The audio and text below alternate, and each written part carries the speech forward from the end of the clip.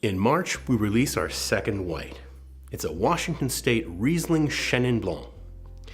Riesling is the queen of white grapes.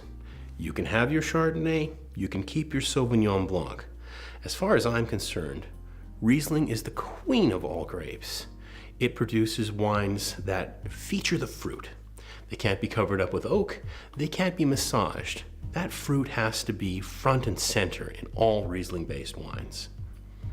It grows best in cool climates that can show off the minerals and the terroir, the sense of place that a vineyard gives to its grapes. Riesling may be my favorite white grape, but the second grape in this blend is no slouch either. Chenin Blanc is grown in the Loire Valley in France, where it makes some of the most sought after and spectacular white wines in the world.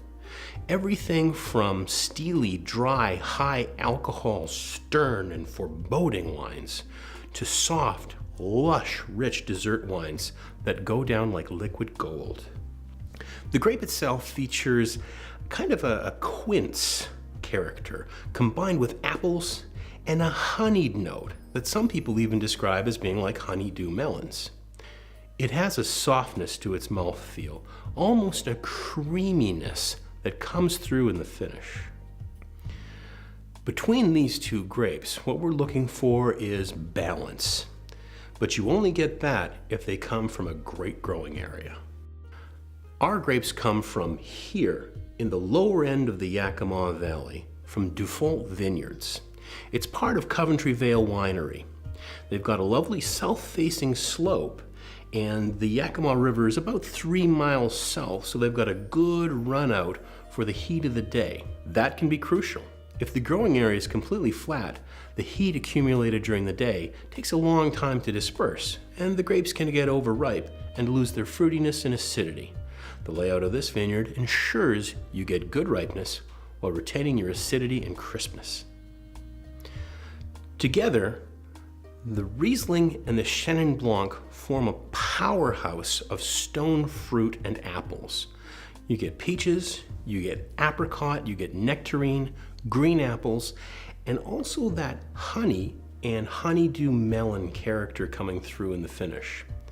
The acidity is gorgeously balanced by a perfect creamy mouthfeel and just the right amount of rich sweetness.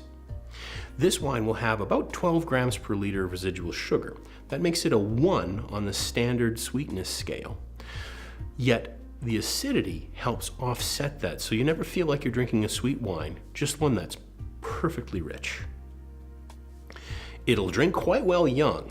That acidity and sweetness balance makes it taste thirst-quenching and really gulpable, but it's going to develop for a much longer time than most other white wines would. That's Riesling's influence. At 1 to 3 years, it's probably going to come through its peak, and it'll start showing more of that honeyed note and give you more of that creamy, rich mouth feel. That is, if you can hang on to any that long. It's a brilliant food wine. Both acidity and sweetness allow it to work across a wide range of flavors. Grilled chicken, fruit and cheese, seafood, or even pork chops, they'd all be fine. However, we've got something special in mind for this. Our special recipe this year for the Washington Riesling Chenin Blanc is white beans on truffle toast. This dish is a puree of butter beans with pancetta, the Italian bacon, and shaved Grana Padano cheese on toast crusts. It's got an incredible depth of flavor. It's got this wonderful savory earthiness, and the truffle oil on top just kind of reinforces all of that rich, deep, earthy flavors.